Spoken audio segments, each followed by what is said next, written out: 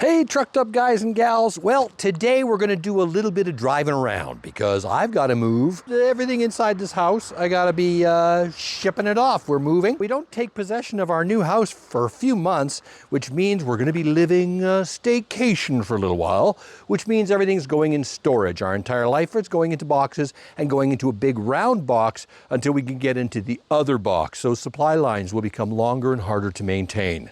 But anyway, we're going to do it all with, you know who, my F-150 Lightning. It's been working straight through until I was able to get some time off, which means it's a very, very mucky truck. Oh well, it's a work truck. That's what it's supposed to be, mucky. So we're going to take this and we're going to load it up. And we're going to go back and forth and back and forth and back and forth and back and forth and back and forth. And we're going to be doing it with the little utility trailer right back there. I don't know if you recall my little adventure with that utility trailer. If you don't remember, just check out this video right up here. Basically on the highway, it started on fire. Oh yes, it did.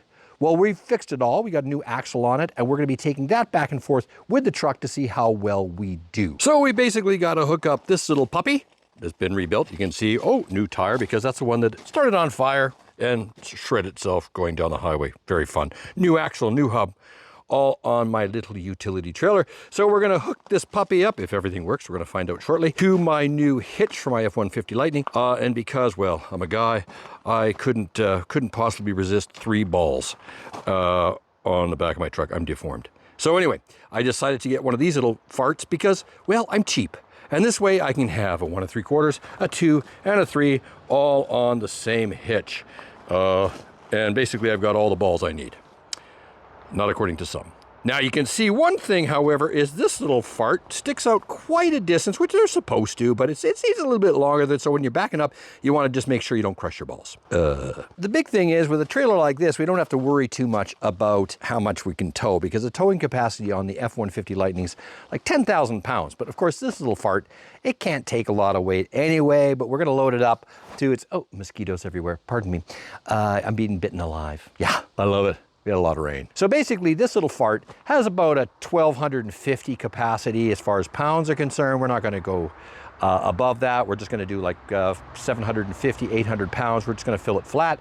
And then of course, we're also going to fill up the box of the truck so we can save ourselves on some loads going back and forth. And we've got about 100 kilometers or 60 miles one way back and forth. Now keep in mind that this F-150 Lightning isn't the extended range pack. I'm too broke. So I can't afford big, lovely trucks. I get work trucks. I would have got the Pro if I could have got the Pro. If you want to learn more about that, I did a little video right up here on that, if you'd like to see that. Plug. But I went with this. I love this truck, but standard range. So how are we going to do going back and forth all day long, doing a whole bunch of loads, also with the trailer in tow? And we're going to just see how bad it gets. Well, the day's going exactly as planned.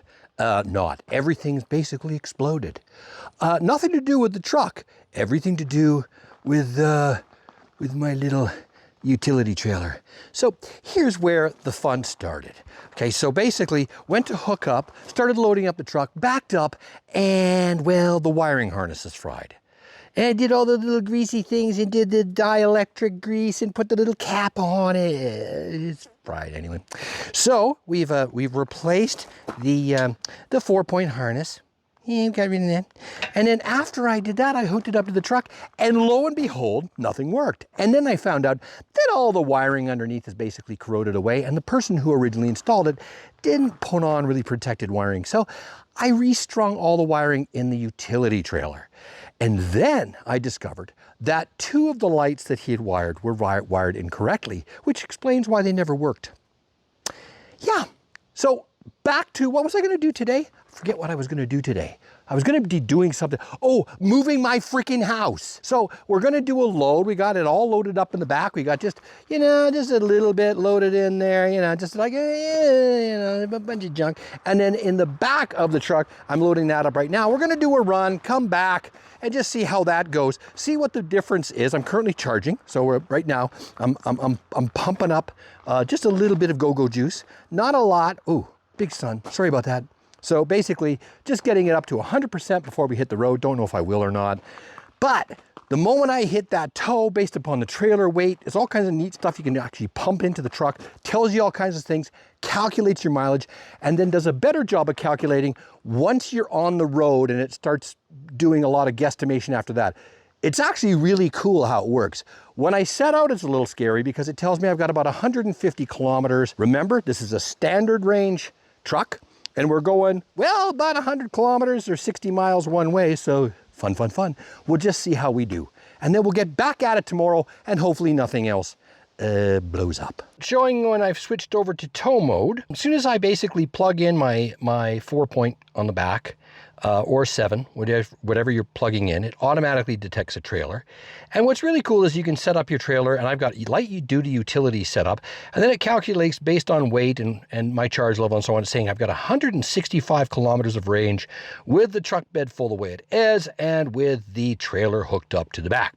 Now over here is all of my little trailer yummy. So pick which trailer I want to use. So I can go in here, add trailer, select active trailer. So I'm going to light duty utility right there. That's the one that I'm choosing. You can create any trailer that you want in here.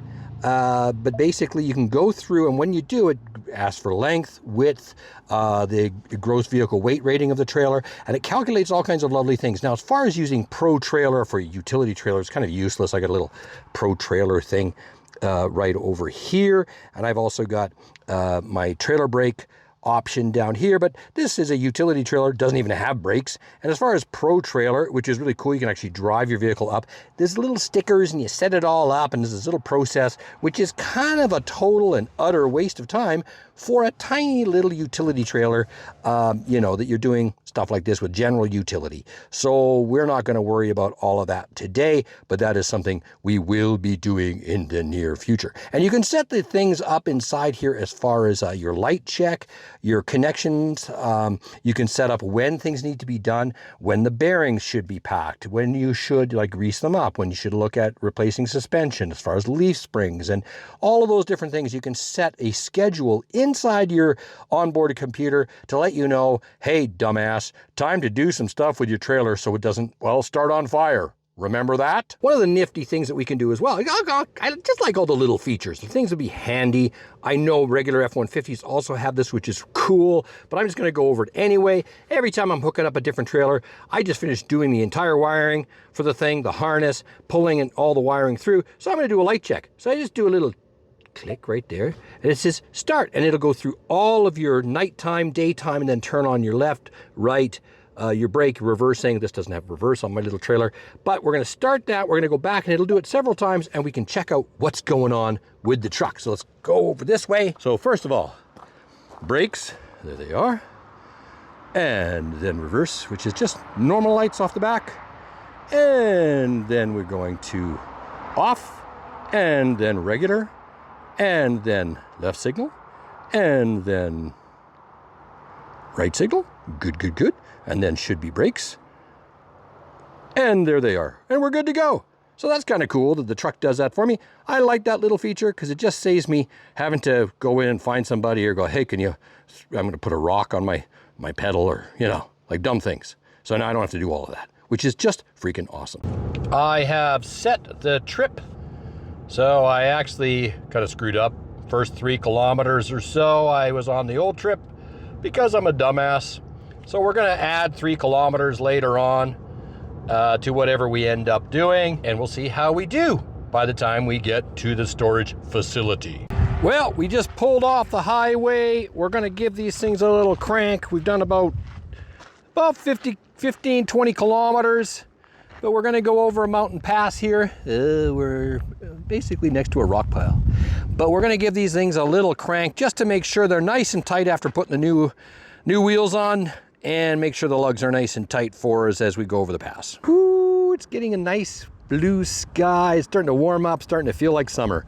So, nice big crank, tested everything that we changed, checked the lugs, no issues whatsoever, so we're all good to go.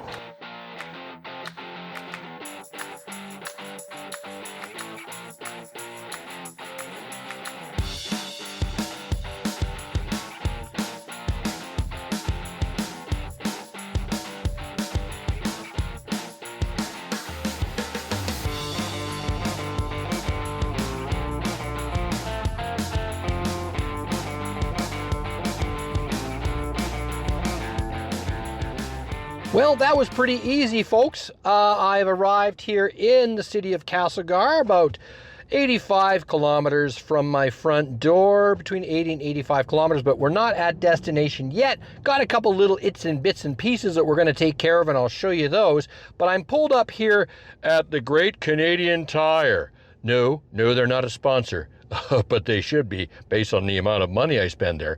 But what we're going to be doing, we're just parked right in front of a Flow fast charger, right there.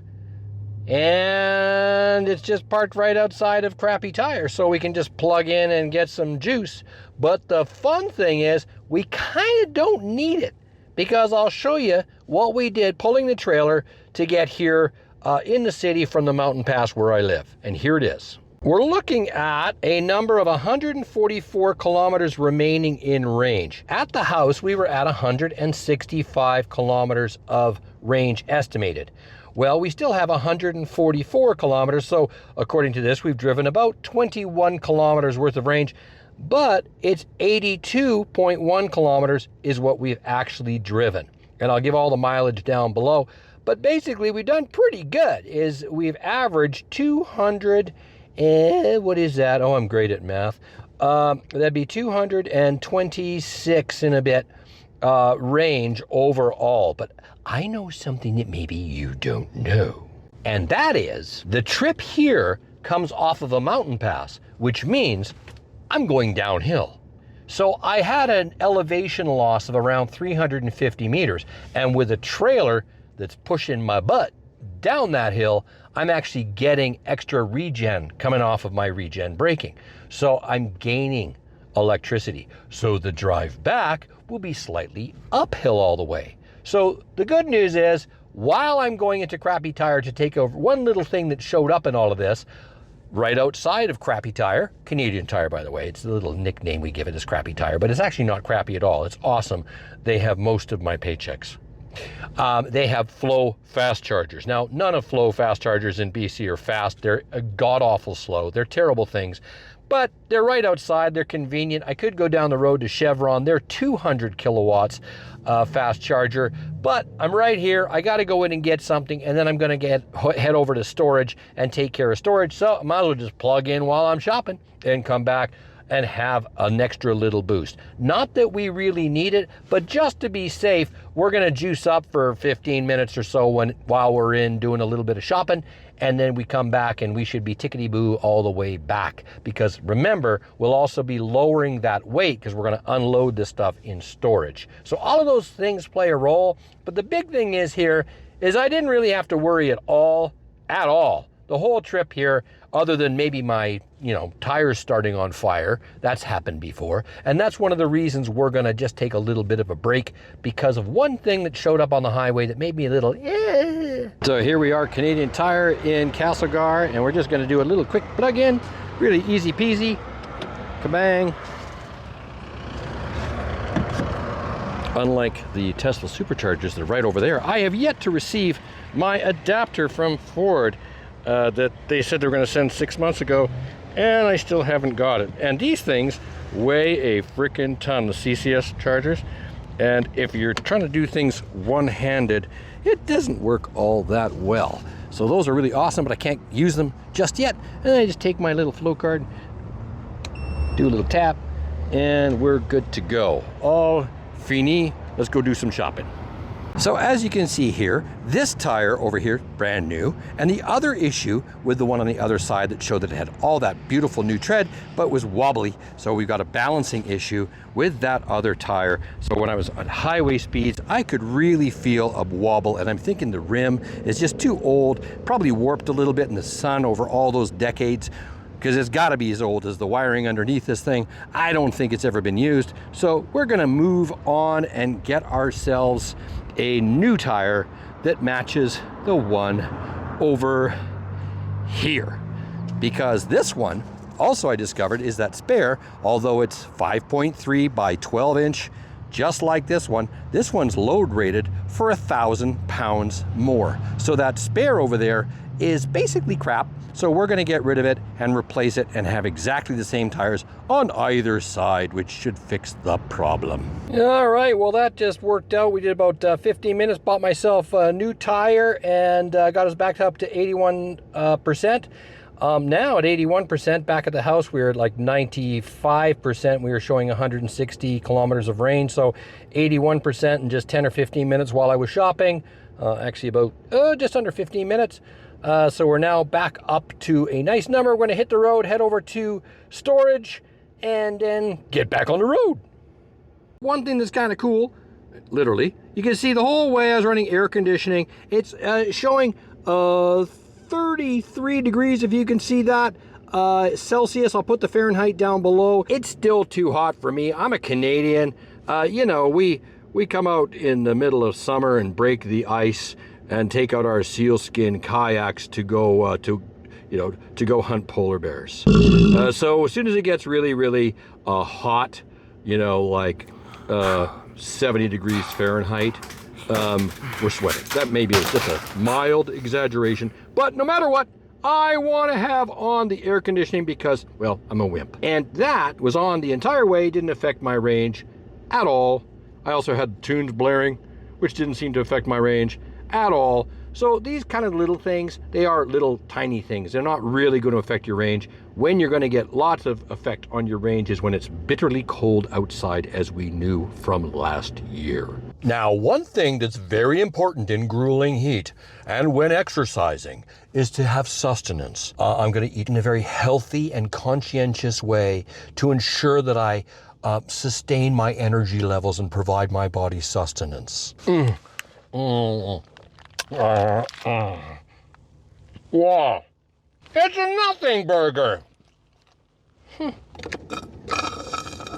And besides, it's a Beyond Meat burger.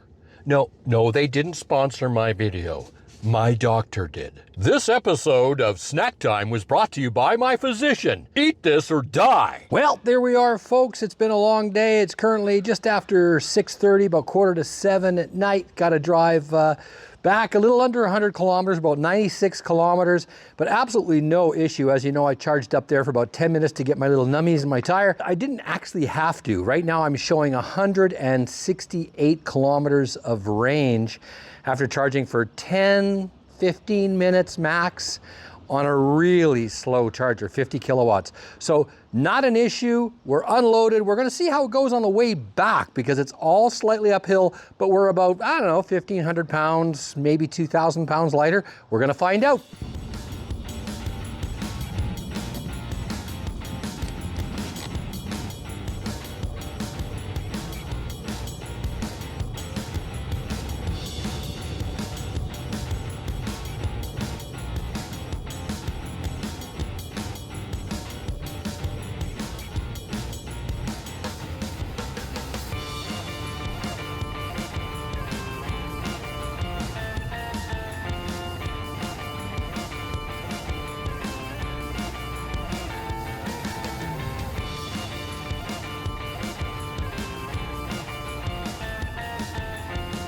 I'm pulling up the old driveway and I got 103 kilometers left and I've traveled 173. So I could have done 273 with 40 kilometers of boost. So that tells me I don't need to charge tomorrow.